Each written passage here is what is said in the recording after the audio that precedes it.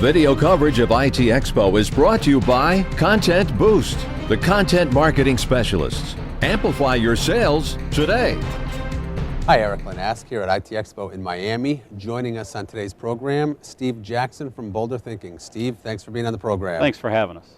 Thanks for having us. So, when you and I last spoke, I guess you could say that WebRTC was still in its infancy, and I think to a large degree it still is, but it's been gaining a lot of momentum, a lot of traction, a lot of companies at least talking about WebRTC. Sure. What's happening in reality may be a different question, but certainly there's a ton of companies.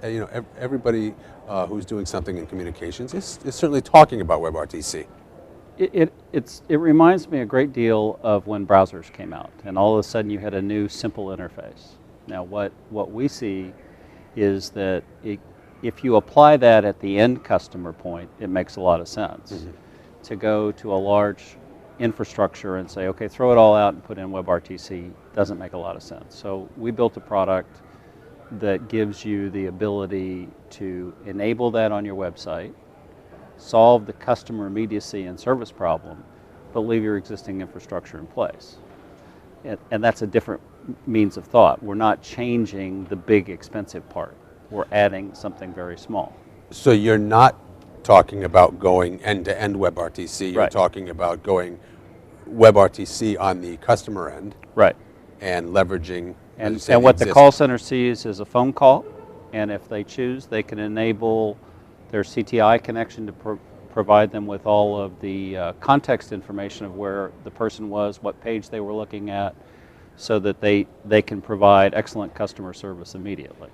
It's a simple process. It's transitional, because most people can't afford to throw things away.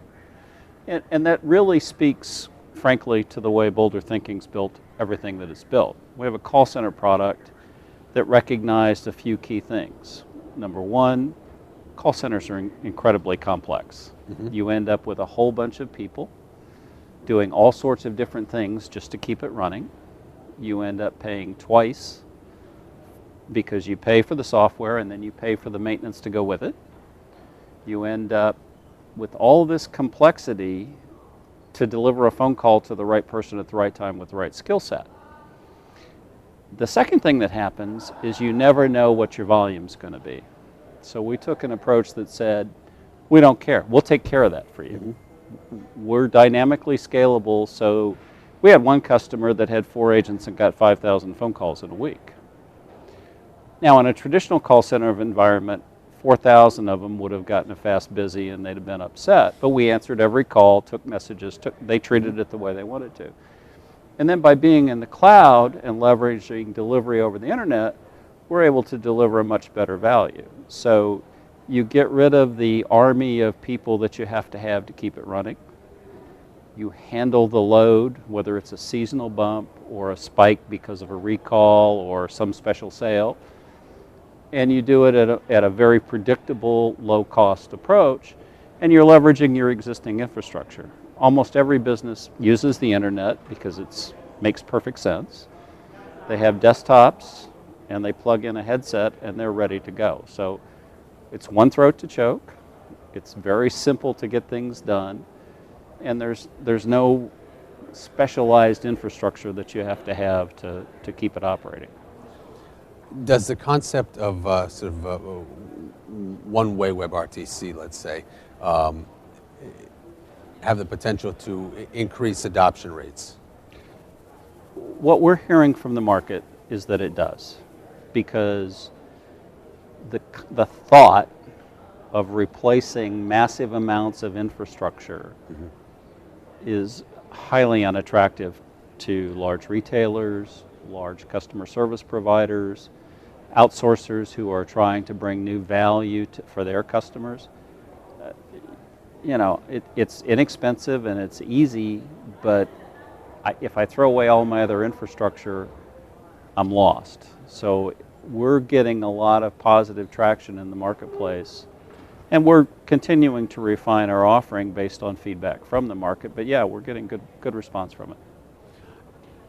Now, why wouldn't you be able to use, on the call center end, a WebRTC to SIP gateway, for instance? Well, you could. You could. But if you don't have to, why would you spend the money? I mean, when we talk to people, they say, okay, let me get this straight. I don't have to change my existing infrastructure. I don't have to have, no, you put a widget on your website, we'll route the calls to you, they look like every other call, we can send it to a special queue if you value that customer.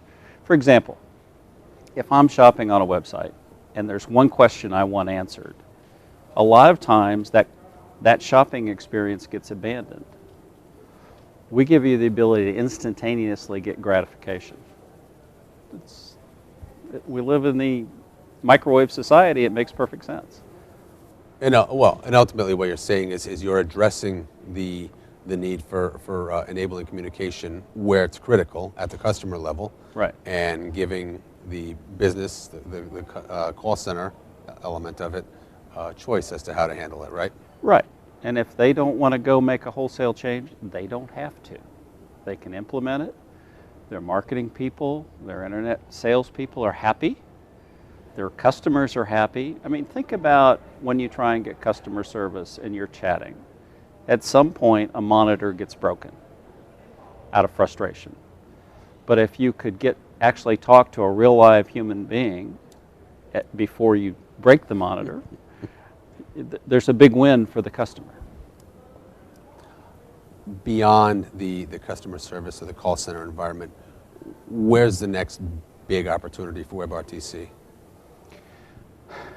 I think we have so many miles to go in just the customer interface. I think that's where it's going to be for a while. I mean, people are talking about video, and I think someday that will happen. But I think right now, people would like to just implement it and deliver. I mean, the grass is always greener on the other side till you have to mow it.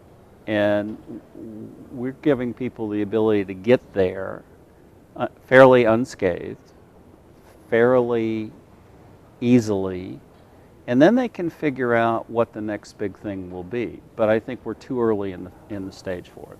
So let's not put the horse before the cart before the horse. Excuse me. Exactly. Got it. Steve, thank you so much for joining us. It's very good to see you again. Good to see you. Thanks for having us. I'm Eric Lanask here at IT Expo Miami. Video coverage of IT Expo is brought to you by Content Boost, the content marketing specialists. Amplify your sales today.